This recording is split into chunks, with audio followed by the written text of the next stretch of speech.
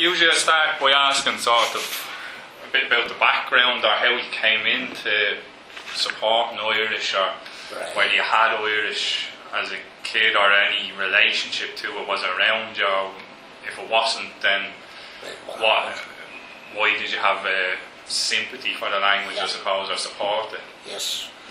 Well, my father had Irish. Yeah, he was originally from Dundrum, but we lived in Ballyhackamore or near there, and I sort of got interested in it maybe when I left school and started attending Irish classes up in Glasdrummond in the GA club, and then just sort of went to class Friday night, and then father, he was involved in Face and Doon and Cultus, sort of found member of Cultus up in the area, and then he started a branch, Gaelic League branch in 1981, so just sort of the fringes of it where he was sort of driving force behind that, so he died in 91, so then I sort of took up the helm then, but sort of was set up Gaelic League. We developed that a bit more, for the children, the youth in the area. There was very massive interest in it. There was sending maybe 30 children to Gaeltacht on scholarship. Every year. Donegal. Just the Ranafast and Teelan, just the different areas with it. So Yarn Tower here and Antrim. So that was sort of taken over, and then there was a teacher in Glasdrummond Primary School, and Robert Keogh, and he talked about starting a stream, Irish language stream within the school, and Malcolm Scott got involved. He was in the council at the time, development officer in the council, and I was sort of involved in that, but then Robert left, the whole thing sort of died, but we sort of kept on the notion of me starting a new school. What year are you talking? That would have been sort of 94 and 95 and around that, sort of mid-90s. And then the new school sort of talked about it. We developed the Gaelic League branch a lot more, and we actually rented a building, Park Namara, off the council. It was dilapidated and needed a lot of work done. But sort of this new school business kept going on. We got involved with Collier, and they come up and sort of steered us out what you needed to be doing. So eventually, it was 2007 really before it was launched, in Gloucester GA club rooms. There was only 4 kids on it the first day, and we had 2 teachers, Kathy Keane and Hayley Midgley. So they took up the helm and sort of developed from there, but the problem was we weren't getting the numbers to go to the new school, so got it up to about 6 or 7. And then Collier came down, the guy, Remy Mahers, he was very good, and he says, you need to move, it's not going to work here, you need to move in the centre population. Was it out on... See, Glasdrummond would have been in the parish, Lowmore parish, but they're a small club, they're a Division 4 club, but there's 3 clubs in the one parish. A few miles outside the nearest town. You would have been sort of 2 miles from Mallalong, but you've been maybe 4 miles from Kilkeel, so your population wasn't enough to carry it.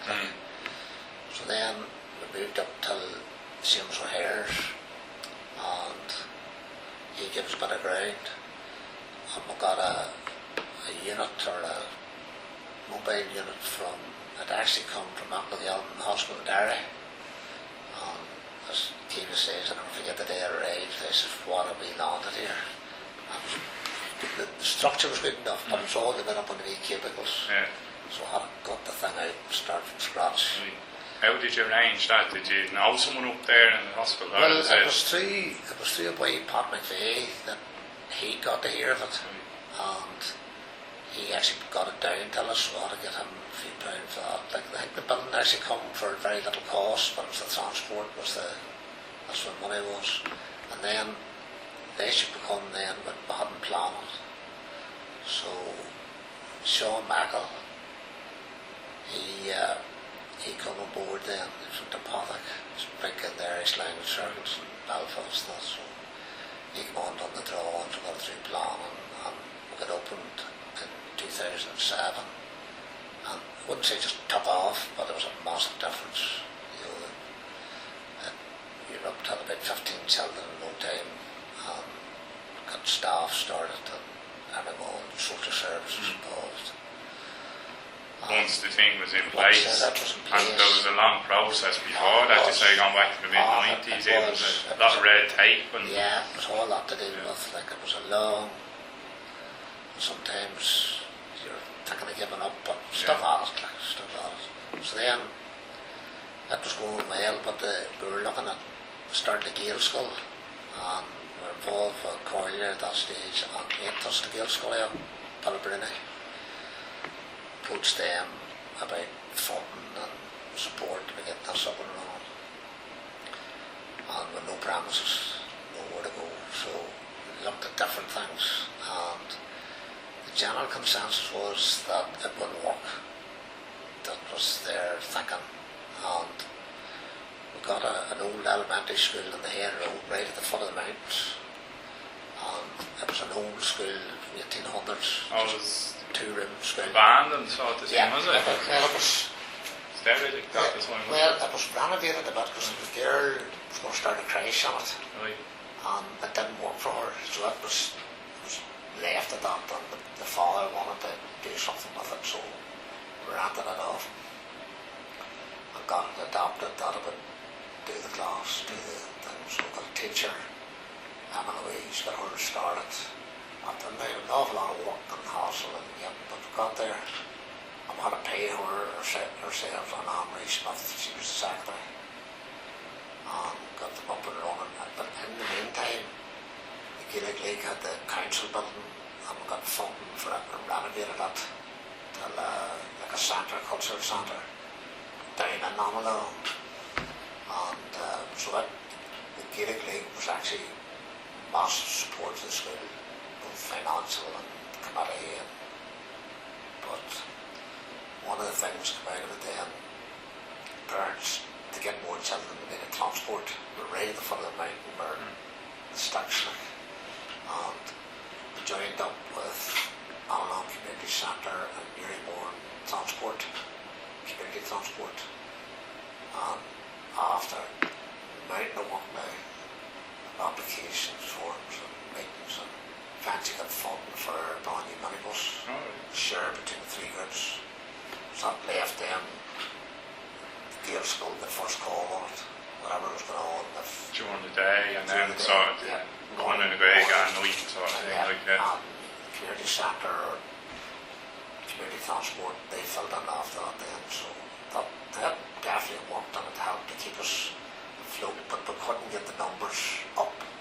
Sort of bounced in around 7, and this numbers thing was crucial to those. It was unreal, every meeting, recruitment, numbers, and finance. Was that, there was either, was there a lack of support, or was it there wasn't enough people in the area, people were emigrating and things like that? Probably one of the things, we got far out, you know, we were at the foot of the mountain, you weren't near any town. The East School was down in the town, and it was doing steady, it was going well, like, but to get the parents to bring the children, we were even with a minibus, and if you get frost or snow, you're definitely in trouble. It was like we would have to go up in the mornings, clear the road, and celebrate the school and all before you to get the kids in. Just before you went to work, like this sort of stuff. Like, but so it was that high up in the mountain, was it? It was just at the foot of the mountains, the main road. I'll bring you up around sometime, and I get run around just to see what the play in the whole place. But and the finances there wasn't an awful lot of support. Now, you would have got a bit of money from Aethos and Gael School, and that was it, like. And then we got funding, we got a development officer. That was Roland. He was the first, and then Key would come after that. But they were a good help, you know, selling the school, right, knocking doors at night, you know, done house calls, What year did the first of them follow with Rowan? That was 97. 97 was the knee school, and 2000 was the Gael school. So we were 4 years up there. And eventually I had to make the call that this wasn't going to work. We needed to move down. So we got a bit of ground just beside the knee school. Massive trees, so we just had to go and rent that. All at our own cost, like this was all our own. And we hired a double classroom and double classroom unit, and then had to build sort of toilets to join the two buildings up. That was all voluntary work too, like, and with that done, that had come from Tyrone too. But that was like £1,000 a month to pay for it. That had to be fundraised and then pay the teacher. And then at that stage with 2 teachers, they had to pay it, like. And I remember just one wee thing sticks in my head. We won the Glory Gael Award one year, that our section. And I think we went down till Clontarf Castle for the awards that night. And our cheque was €1,500. And I remember sitting at the bar at the end of it. And Niall Comer, he was involved. He was one of the main, they presented the checks that night. We're sitting up at the bar, just having a chat. And I said, see that £1,500, it'll do more if there. I was saying a lot of them awards out there. And I said, make that out. I said, that's paying our teachers' wages this month. Yeah. We're paid by it, like. I haven't got it, but the award paid it. So that's the sort of thing. You were living month to month. It was mental, like some pressure. And were you on the board of management? Was there an election for that, or did you just come together? Well, we had the Gaelic League Committee sort of moved into the Gael School, and they were Liam McGrady and Aileen and myself and Keith, and the development officer would have been there too. And then my daughter here, she was involved, Ellie Finney. So we had a core of about maybe 10 in the committee. So like the sort of things we're running like sessions of music and local bars, on Wednesday night. The parents would have brought down sandwiches and just had a raffle or something. And they used to come to Pat's Bar here in Belfast maybe once every 2 months. You would maybe lifted £500 down there. You would take a raffle, and then the bar would have made a donation. We would have brought musicians with us. That's the sort of thing we had to make the fundraising, like. And then us get us going to run a Keeley and Europa, and I think it was 14,000 we had that time was in sponsorship. So that kept that 14,000 done us that year.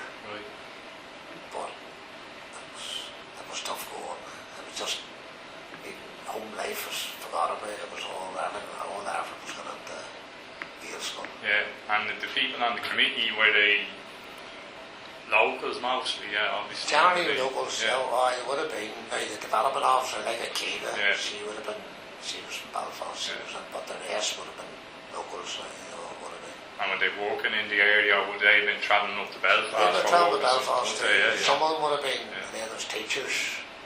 There's one of them working in Dundalk, and then Liam, he was in Ballinedge.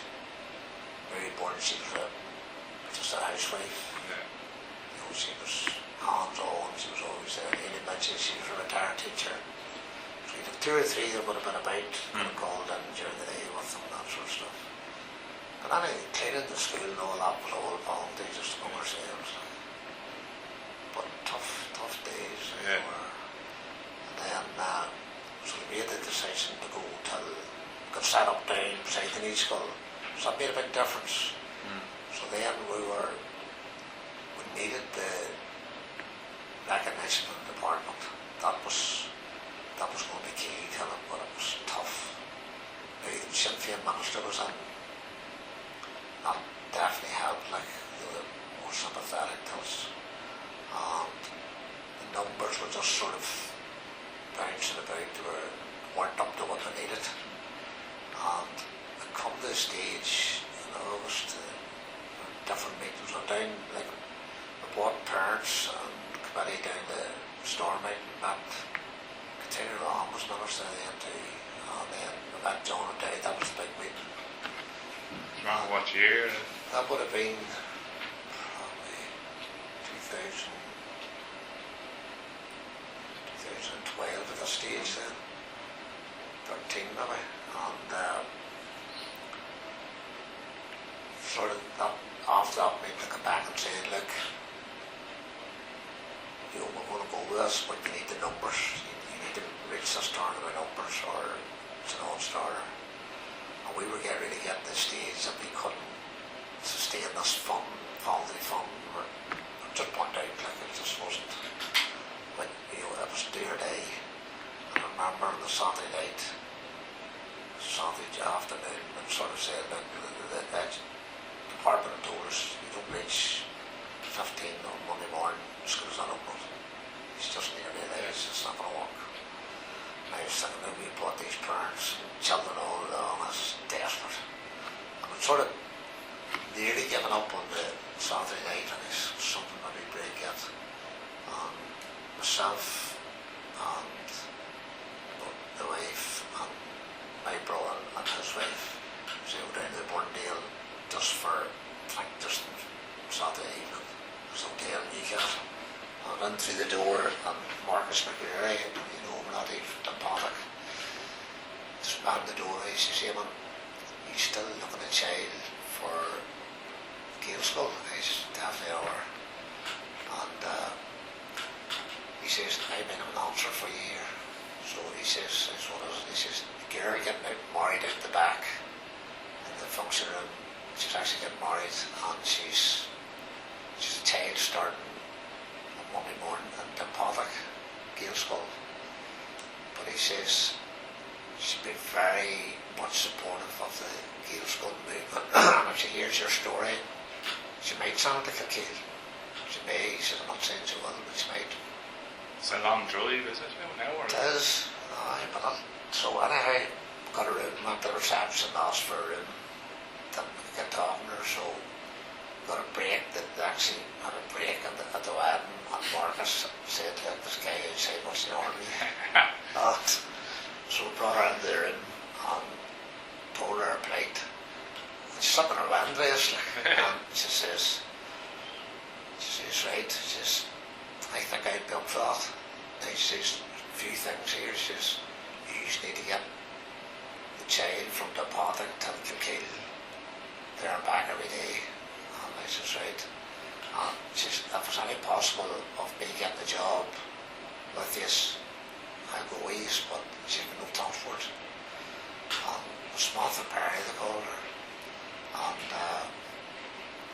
she says, look, let me think over this here and I'll get back to say back. And like, the wife and the other two are going into the bar and they hadn't a clue this was going on at all. This all just happened in about half an hour. Like, so the job as a teacher, an assistant, or a...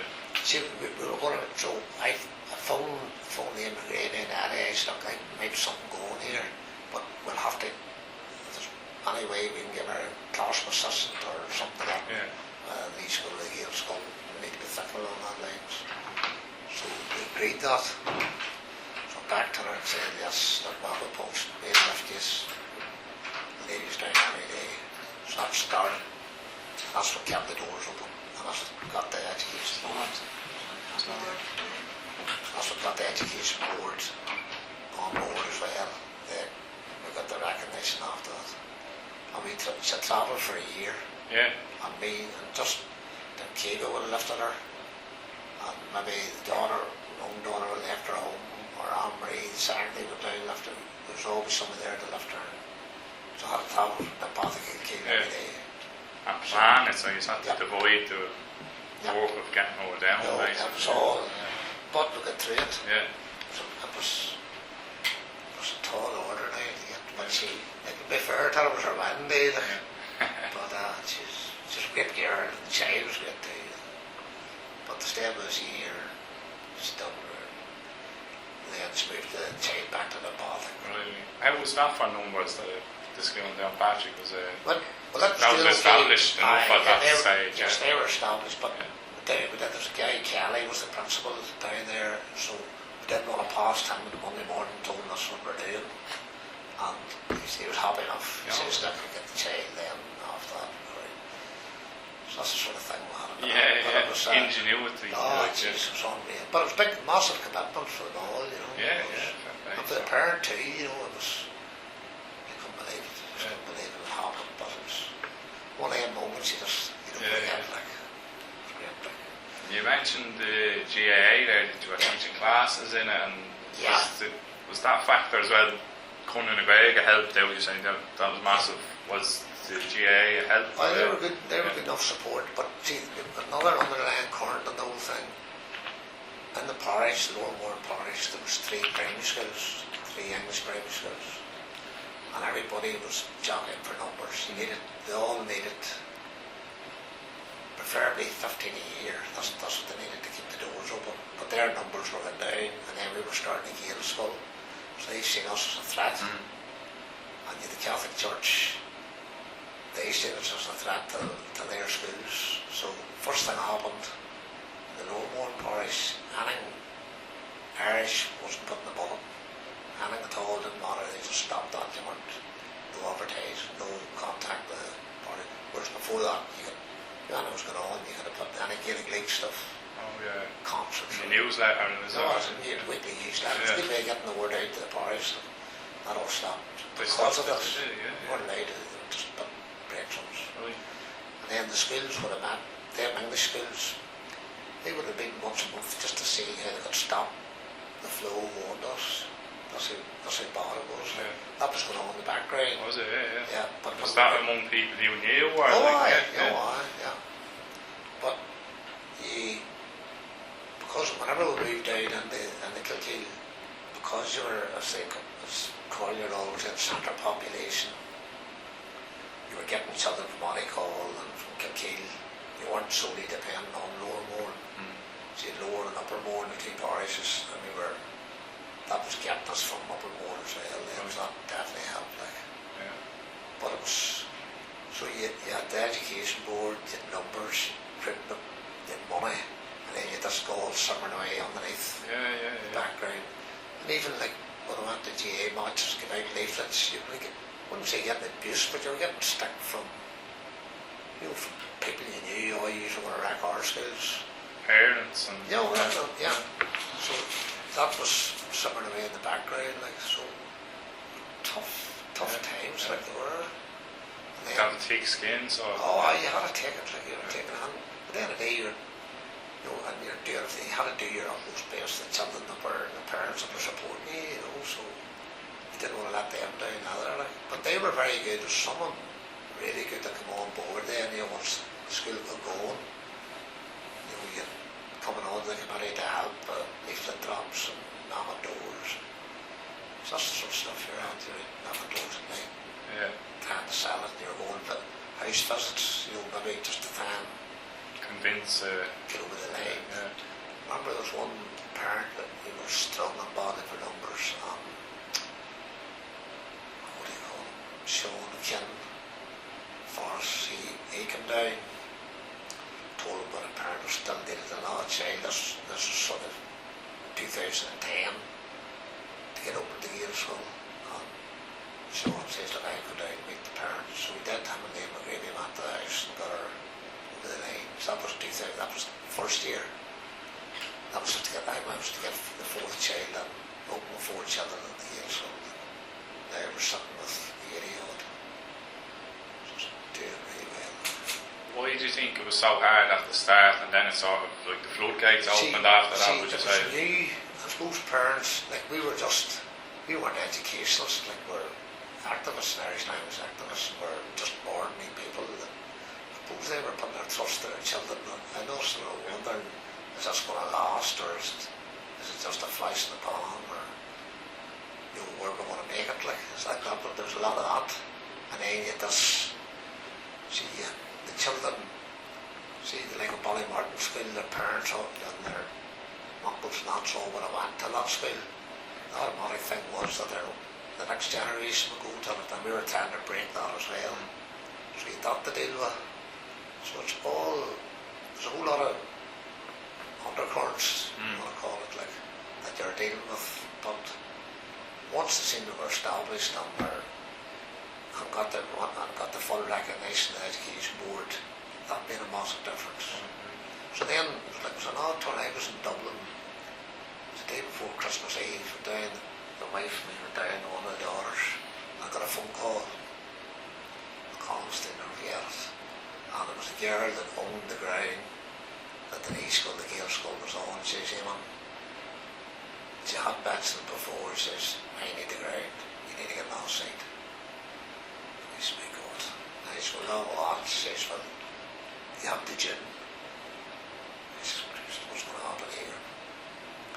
And so I said, okay, there it was. So went to the Education Board because we were recognised at that stage. And went to them, and a lot of sort of searching about, we're looking for sites, and couldn't get the Kilkeel wouldn't just be the handiest place to get a site for a Gael school, just the geography of it, like. But we ended up getting into St. Columban's High School. That's where we are now, out the back of it. And to be fair, the Education Board now, they worked hammer and tongs for us and got sort of new portal frame classrooms. 3 of them sat in, and then Forrest came on board. They gave us money to move the knee school over. So I actually lifted the building over, that building over, and put it in. That's there now at the minute. Right. And then with another classroom of St. Columban's High School, they had a unit that they weren't using. So we ended up with 4 classrooms and like a new portal building out of it. So, but it was a massive work from January to June to get that done, like to get the site moved. And that's when she sort of gave you the call. It was in the early part of the year that they had to get ready for September. We got the call the day before Christmas Eve, and we had to be up and running then. That was 3 plan and everything. It was massive. Yeah. But got there then. And then with another side of it, before that, we had a classroom hired off JDC, their drone firm. It was £1,000 a month for paying for it. But we got recognised by Education Authority, or Department of Education. They put the rent up to £2,500 a month. And the Education Board said it wasn't worth it. It says, these guys have been paying £1,000. We think that's the right money, or maybe it's slightly more. So after a lot to do, the Education wouldn't go any further than 1,400. But JDC weren't having it. Why did they put the rent up? So they just said this broad slate government thought pay the money. And we had a meeting one morning at 8 o'clock in the Rope Hotel with JDC, ourselves, and Nolly Brawley, who's sister of Joe Brawley's. She was a negotiator. She was working for Corey at the time. And she was a negotiator between the 2 groups. So they finished up with the Education Board.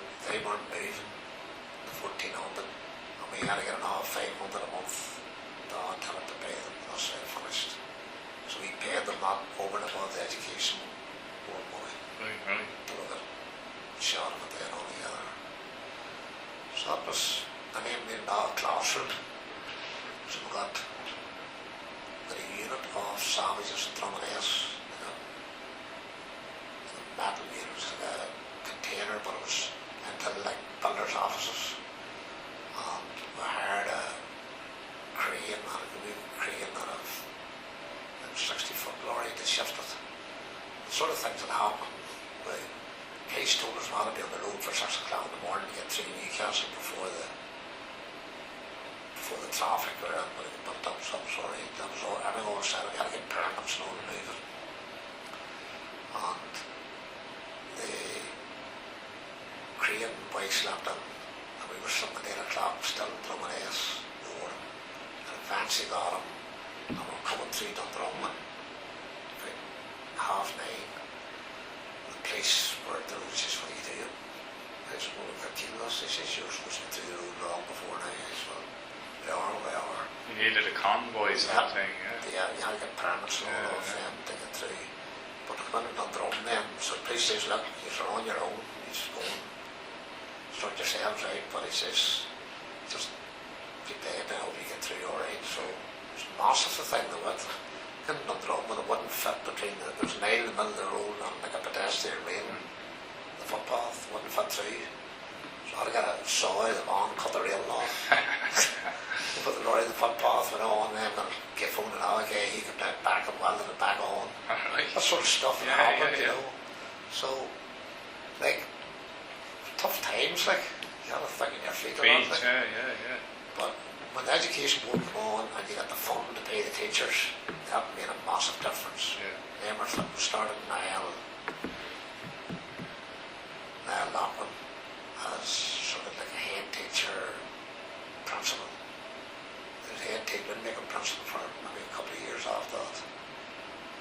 So that definitely made a difference for the numbers as well, because teachers could see, or parents could see then that you were serious and you were doing the right thing. That's, once you have the sort of foothold then and grow, and then you're getting families, you know, with our children coming word of mouth sort of thing. There's definitely one. So there are some rare days, I suppose. Right, So what was the sort of vision that you had when you did that in terms of it going forward? Well, we always thought that get Irish back in the, like those fluent speakers up till sort of mid-1950s and no more. No native speakers. And it just, that was the last record we could get. So our thinking was that we would get it back, not a Gaeltacht to you, but at least to get the language back with talking fluent in the area. This is our end game, and that the children go through the school, and then the mom's school opened in Castlewellan. So 90% of them are going from the Gael school to the mom's school, and then some of them went on to university. So you want to get them come back in the area and jobs to get a link and development officers, teachers. So and the niche schools, it's like well established now. So this is what our vision is, that you want to get fluent speakers in the area. Now, it would be a long way off a Gaeltacht on it, but who knows beyond our years what will happen. But there's a massive amount of stuff now. Definitely going way on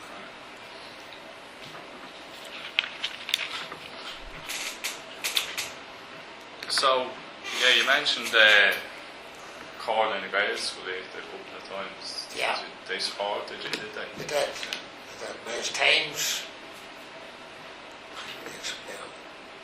there's sort of, there's guys through it, there is a big massive that would step out of their circle to really help you and advise you. And you get the other one, few that sort of drag their feet. But say they do support you, there's no question of that. Definitely do. But sort of, I still feel a bit that Kilkeel was left out on his own, like we're so far in Belfast. I always feel that we're second-class citizens, but you're out there and you're sort of anything to get you to fight for, like support or whatever. There's a few in it that I know if I lifted the phone today and said, look, there's something going on here, I need help, I'll get it. But I just feel that if you're Belfast or Derry or these city areas, you get better support than you would in Kilkeel. We're sort of not outskirts. It's harder to get till, if you're driving till it's an hour and a half from Belfast. It's just not as easy. But they are helpful, there's no question. Without them you wouldn't be there. They had touched the Gael school out because Philip Rennie with money in it. They definitely was helpful at the time. You got it, like, but there's times you were turned down and you were left to your own means then, you went to committee and maybe you weren't successful in your application. But definitely you need the support, you do. And for us, they don't help so much in the education element, but they did give us money to move the niche school 1 year. That we moved from St. Clair's to St. Clement's, something like 15,000 to move the school, became the niche school. Because the Department of Education was paying for the school that So there is help, Yeah. but I've always feel that just about get it because of where we It's are. interesting, yeah. Yeah. And the department then, they're just about getting the sort of numbers. Yeah. Really, are they just once you take the boxes? Yeah, once you tick the boxes, but there's a thing going on there now. Like the knee school's run voluntary, it's run by a committee, and you get pegs fund for the children, and they have to fundraise the rest. Now, it's because where we are, at this stage, still would have problems sort of getting knee school leader in the area with Irish, with NVQ3 or NVQ5. That's what they need to get to be a leader. So it's hard to get somebody with them with the qualifications plus fluent Irish. So we looked at it about 3 years ago, 4 years ago, said, right, we can employ a teacher, to be the leader, an Irish teacher. We've done that. And then they worked in the knee school in the morning, and then went out to the Gael school in the afternoon where I was having it in class or special needs children, or maybe children needed help in reading or whatever. So that's how it worked. But it's still too, because you had to find the money. Compared to you're paying a teacher compared to just a leader, like.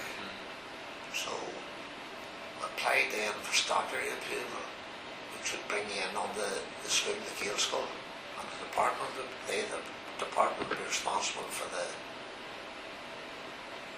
building, for the knee school building and the staff and the actual running of it. And you would get a fully paid, a fully qualified teacher for that. So, in the meantime, applied for that development proposal in to put Sinn Féin had took that there had been an election and they hadn't took education. So the DUP minister shut down the goal in certain terms. So sort of looked over it again and seen where the application was weak. And went back again and not back again. This is maybe a year later. Not back again. So decided to take a judicial review on it. And through all that, they call you the big support in that element. And went for a hearing, that would have been last year. Turned the judge didn't let it through even till there's only a review at that stage and not back then. So we're sitting at the minute considering going for a new application. And one of the things that knocked us back on said that the thing's working. That you're gonna, that the family thing is working, you don't need to start to approve. That was one of the issues. So we were getting knocked back because we were successful, but yet the committee was struggling to pay a full-time teacher.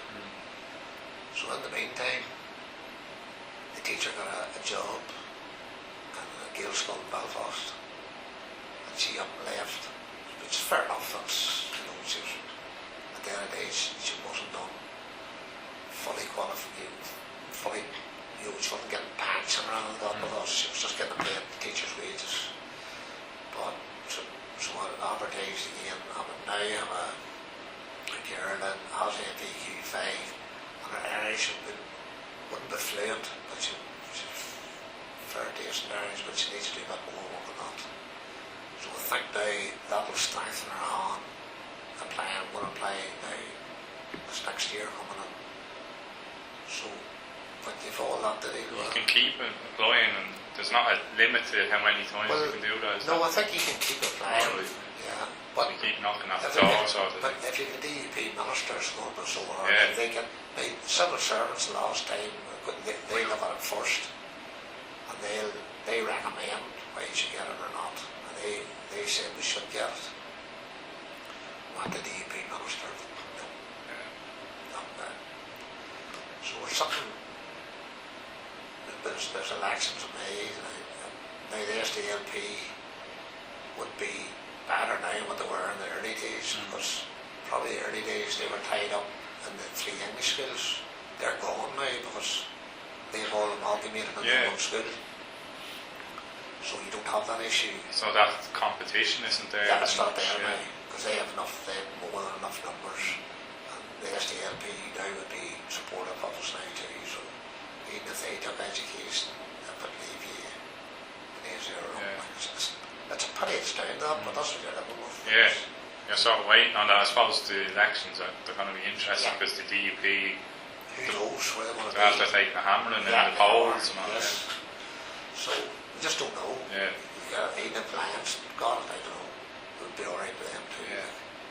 Anyone with the DUP, they just don't know. They just a red flag to the ball with them. So it really matters who's on top in the education department. That's what made the difference. Yeah. It's a pity, like it shouldn't be like that, but that's what we need.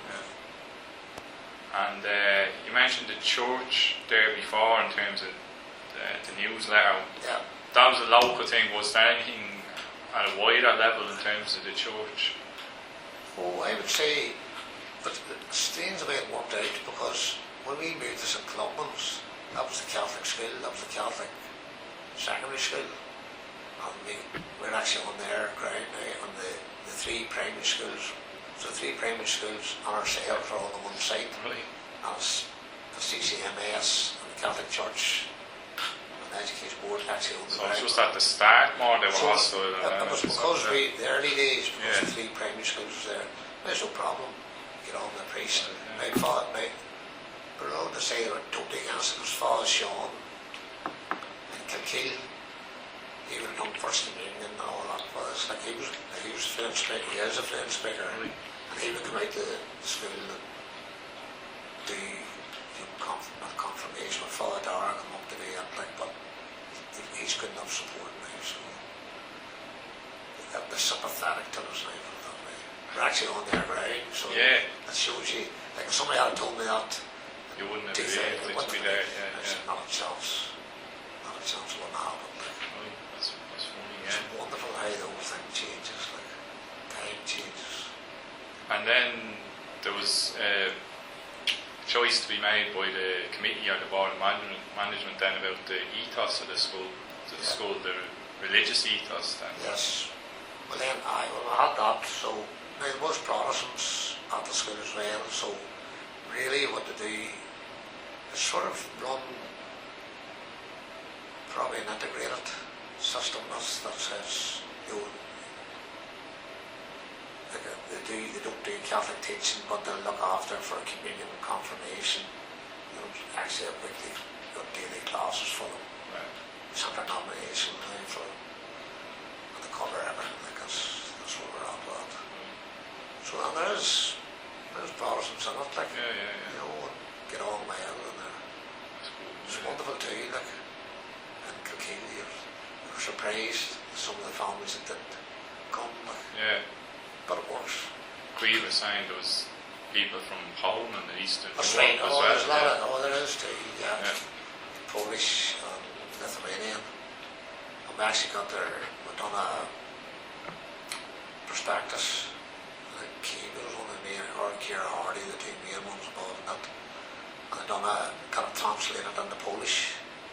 So that made a big difference for them now. They could see then that we're welcoming, I suppose. And we actually give them a translation of it. So they were well pleased. So that definitely helped too, you know. There's wee things they got, and it probably weren't wee, but working on it, like. So. But important, small but important. Yeah, they're very important. Yeah. Well, they're all added up. Looking back over the years, like it's the wee things on up, get you there. So you mentioned the sort of the schools were SDLP. Do you remember any councillors or what's it called MLAs in particular, or Sinn Féin or SDLP, or the different characters, I suppose? Well, you had Katrina Rahn, like she was on the committee, but she maybe just made a very odd meeting in the Knee School when it opened. She was there the early days, the meetings setting up the Knee School. She would have been on the committee. Was she local there? No, she was actually living in Omeath, but she was the MLA for the area, like they actually brought her in as she was elected there, so she was. Then she ended up education minister, like so she was a good help now. And then John O'Dowd, he actually opened up. He opened the Gael School when we got recognition. We actually had an open day for him that day, so he was very, very helpful. And then the local councillors would have helped you, Sean Door and different ones, and then Sinead Bradley's, the SDLP, they would have helped out as well, but that would have been about it, not the end of it now. But what do you call him at the minute now for Sinn Féin, Chris Hazard? He was involved in that, but approached him by the Judicial Review because we couldn't get, they wouldn't make a decision whether we were going to get a hearing or not. The thing just sat in limbo. The main organised a meeting in Castlewell with all Collier and Aentus, Sinn Féin, and it made a difference now. It sort of sat up, took notice there.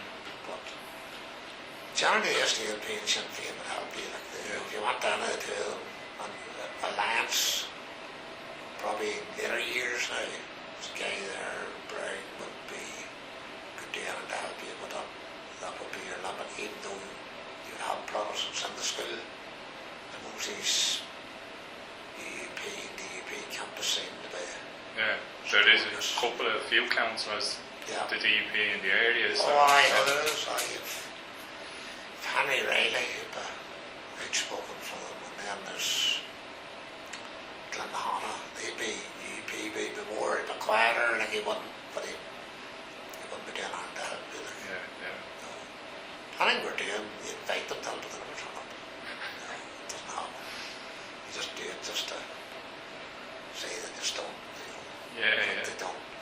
Ulster Scots, they've been strong Ulster Scots, Kilkeel, but they wouldn't take on to do you. Really? The Orange Order, Clifford, like, so they don't. Don't recognise who they're all so. We used to have a guy, passed away now, Charlie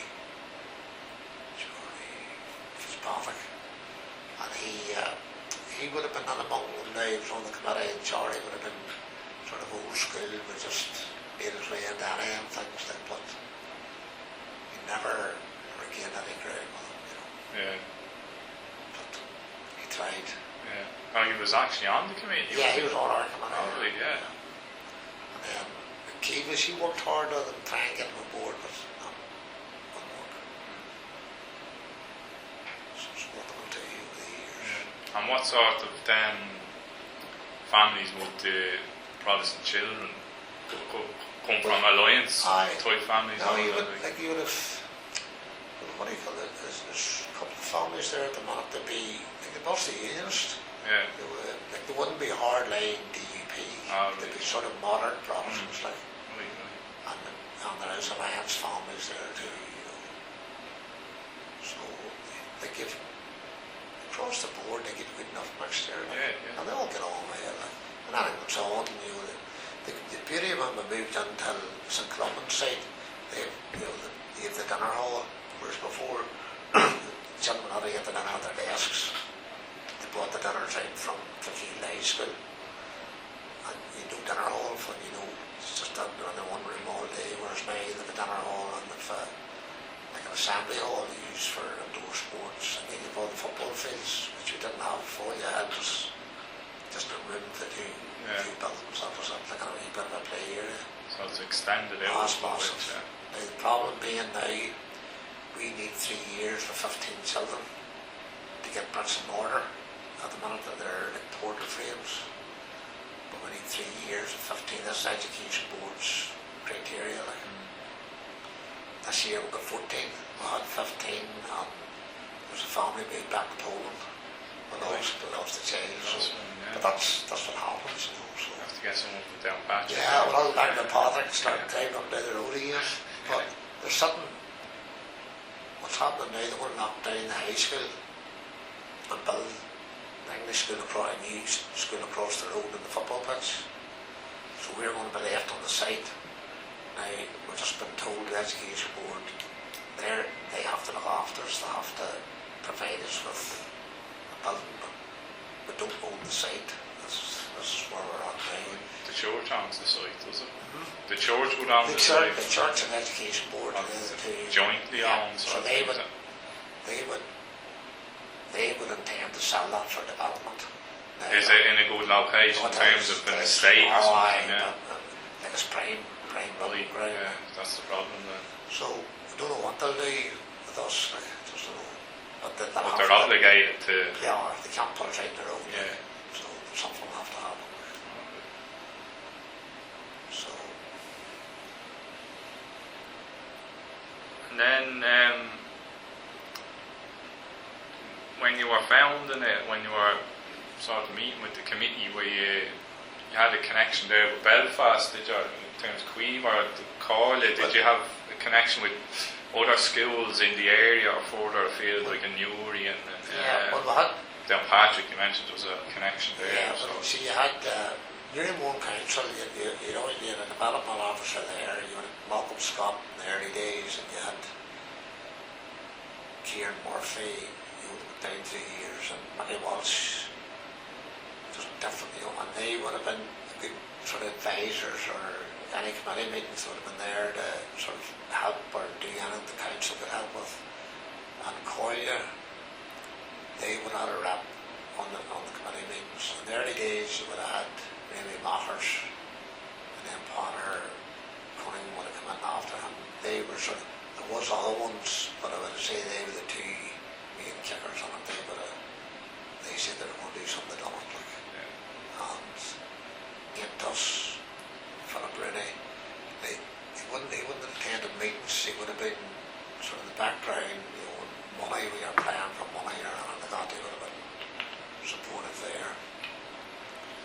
But then you're just back to your own committee. Yeah. That was, but you had contacts with Castlewell. Dungannon was another school that would have kept contact, because they were sort of maybe a year or 2 years ahead of us. So they were advising you, what to look out for, or to look for help. And Downpatrick, William Smith, Marcus McGreary was very good. He was Downpatrick too. And then there was a school in Dublin, I can't remember the name of it now, Gaelskull, and they got new desks and chairs, so that they contacted us, saying, look, we've perfectly good tables and other second hand, but there's our welcome to them. So this big Britain Vaughan or Ave on Friday evening at home in our house, like, full of, like cupboards and desks. So that was a good start, like. Do you remember the name of the place? We can't find out, I can't find the name of it now, I must find out the name That's of it. interesting. I'll find that out. It was a Dublin school, Yeah. I think Philip Rooney was the sort of link between the two. He was Ballyma. It turned out the guy was born about 5 miles up the road from here. I went to St. Augustine's school, and then we moved down to Mourne, and I was probably about 15. But I hadn't seen Philip Rooney. He was my class in St. Augustine's, and I didn't meet him until I started this whole new school business. So we're school friends, so maybe that helped. Yeah. So it's the context of that. That's it, yeah. That's Networking, I suppose. That's it. Yeah. So there's all things like that, like us. And then I had, I suppose, Derry, there was contacts up there, boys contacts. There was plenty of help from, in Tyrone, not Katie was run. Like, we run a bus from home, like, at the end of it, like, but they were from all over, like, once they hear what it was about, like. They all flocked to be a role. Yeah, and I think it was 14,000 was the profit made on the night. Now that kept us going a year, like. But there's a network there somewhere away on the in Castlewell, Gaelskull too. They were good there, local, like they were saying. So they were good help too. And then I suppose the teachers move on too. You would be here from Tyrone, since you went to Drogheda. But you're bringing in new teachers then, new contacts. The old Brady's there now, Prince Niall Loughlin, he went to until Newry, Gael School. He was principal there now. So Micheál Brady was a teacher was, so he stepped up there and he got the job as principal. He's been a massive job, like, very efficient and works well with parents. So, oh, like, going well. Like, Yeah. And in terms of like there's now a sort of network of schools, Castlewellan, yourselves, Newry, Downpatrick. The other towns that there's no schools in yet, do you see potential for that, or is there a catchment area where you are taking children from well, I would say the surrounding areas anyway, and is there the sort? Well, South Down's well covered. You'd say we're covered because you've Newry, ourselves, and Castlewellan, so that sort of covers that. Yeah, so for example, there'd be no point in someone from Rostrevor or Warren Point found the school where it's served by Newry anyway, or by Newry, and then we would go as far as Killone nearly. Yeah. We would get an odd child up for it, whereas Newry would be picking up anybody in Rostrevor or Hilltown, and then Castlewellan would be coming out as far as Hilltown, and then going till sort of Seaford in that direction. So say that area, maybe further east down, there's probably room for more development. Port of Ferry. Yeah, Port of Ferry. So you can. But there's that, the tip of that peninsula occurs to me as sort of not covered. Do you know what I mean? It's not touched. Because, and you do have a strong sort of hurling and tradition there, and something that might be tapped into. I don't know. You used to be an Irish teacher down there. I mean, they used to big antics in the face, but when she retired or died, but she seemed to be very quiet after that then. But you would think there would be room for me school to start with anyway, and then when the Gael School has a job for you down there. But I suppose it's well enough covered, but at least now the other thing we done, which was a help, we started Mother Toddlers group in Almalone, and we started with one problem in Kilkeel, but one set up in Newry State Unite. It's like a community group, but across community, but probably lean itself slightly more to the Protestant side. But we set up a Mother Toddler group and going really well, flying like fun and all for it. And you had a few sort of hardline Protestants took homage to get it. And just because it was crossed just because Irish language. And they didn't put them out, but they made it damned awkward, like, and they just didn't threaten parents, but just were knocking about the gate, just creating an atmosphere. Was that outside the Gael School, or was no, it not another? the Gael School. This was like a community group in Newry Street in Kilkeel. Right, there's a community centre there or something, it's isn't like it would be a community hub, that sort of thing. And people in London, they were fine, but I had a call quits after maybe 6 months. Really? What year was that? That's only lately, that's only about 3 years ago. So then we set up in Kelly's Road with more nationalists, and it's going well. Well, COVID sort of hurt it a bit because it was just set up just before that. But would that have happened anyway, sorry, or do you think Brexit and stuff like that's why that sort of behaviour, the stuff that's probably would have happened. Probably would have happened anyway. Whereas Brexit probably rocked the boat a bit on them now too, you know, and sort of raises them a bit more than see as a threat, like.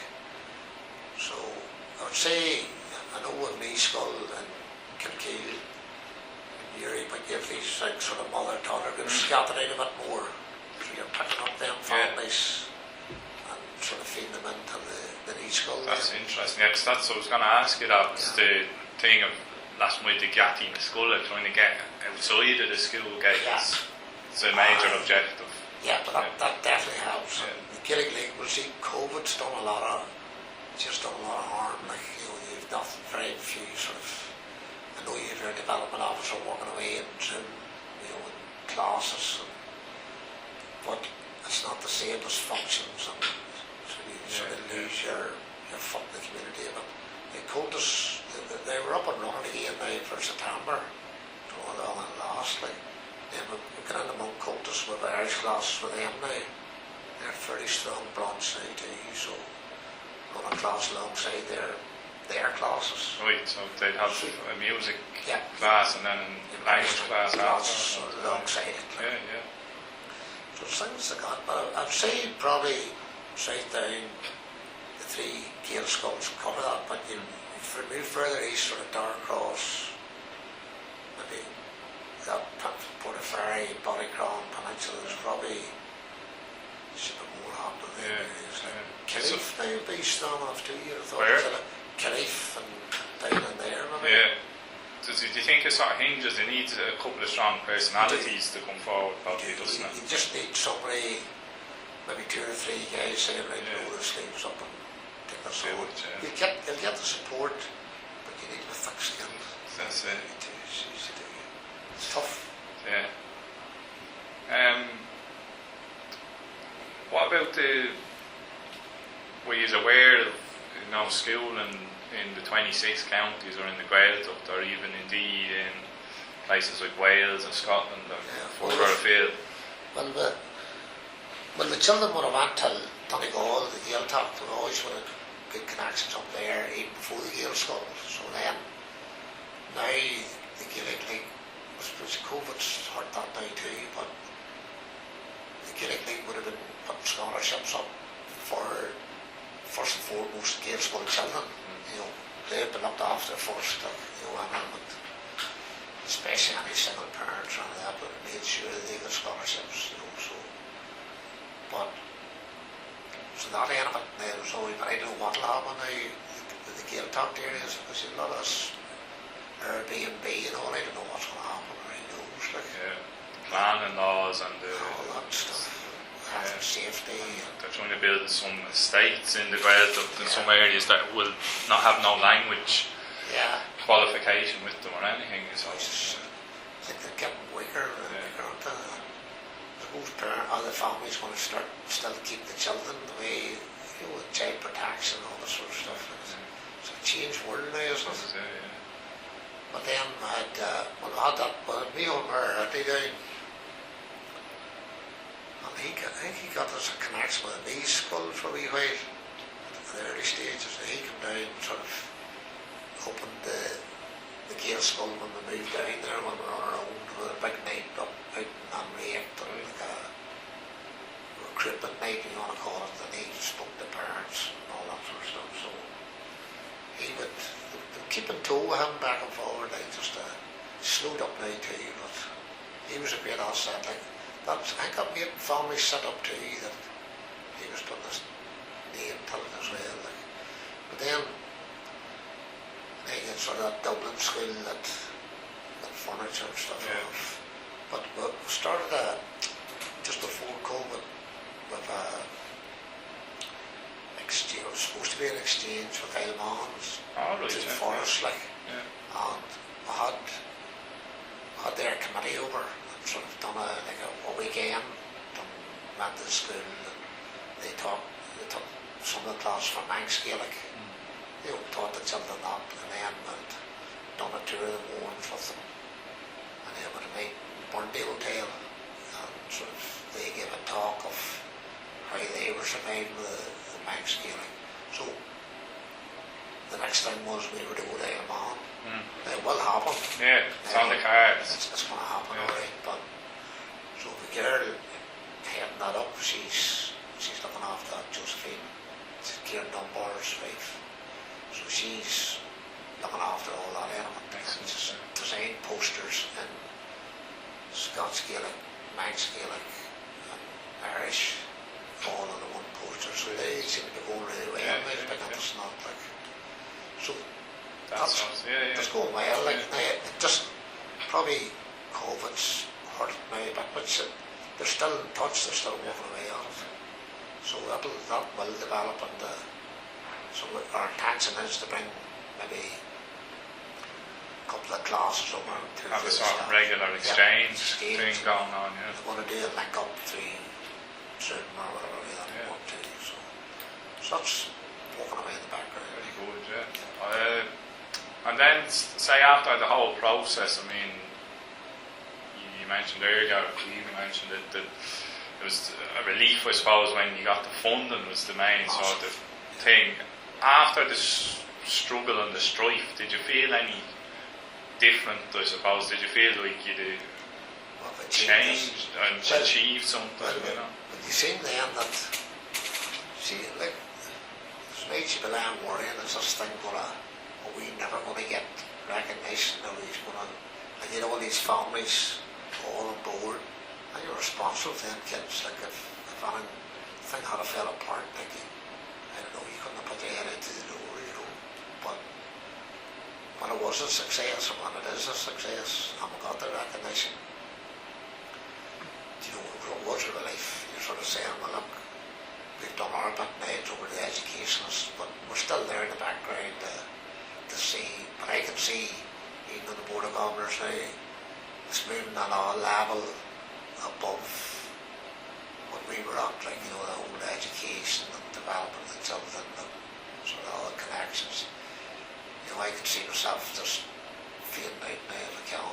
That's the plan, if it'll happen. But you can see it's taking its own life now. It's established. And probably if they had that statutory approval for the new school and they had sort of new site or got a, you know, got staying with the hours, and that's it, you'd be on the dry then, you know.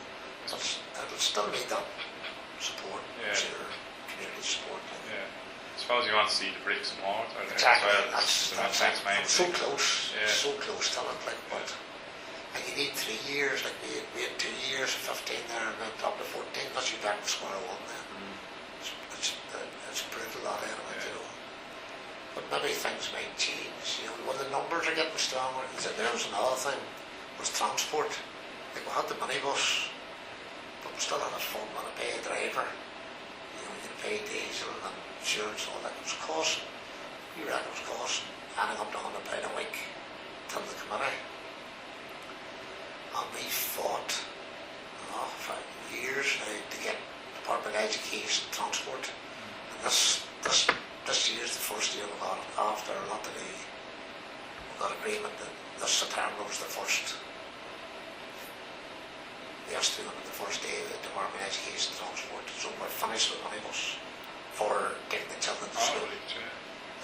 They can be there to take them to swimming or take them to trips. For the daily to and from, that's... You know, we don't have to worry. Like, if the driver was sick, you had to maybe ring round parents to see who could take the minibus. You maybe got a call 8 o'clock in the morning saying you can't go, and then you're on the phone then the secretary or whoever was available to ring round and see who could drive the bus.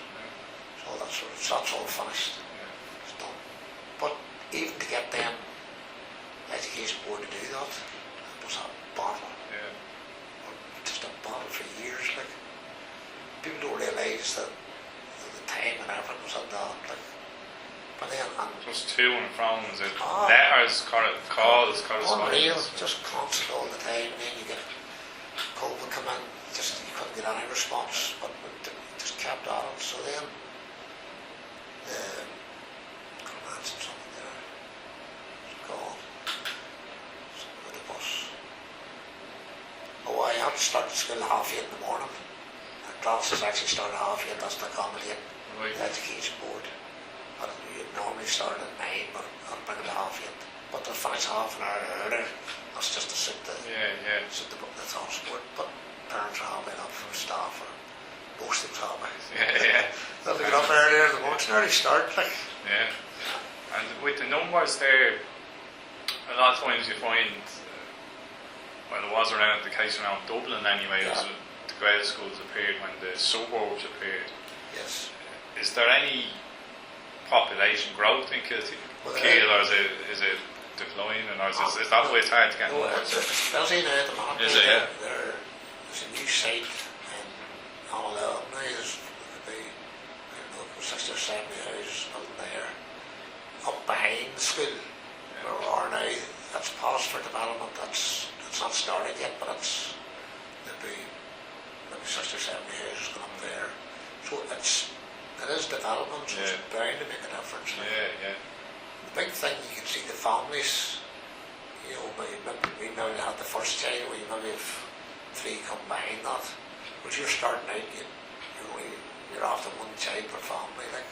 Whereas now maybe you can have 4 or 5 in the house. Yeah, yeah. So that's all helping, like. Yeah. So we're getting there, like.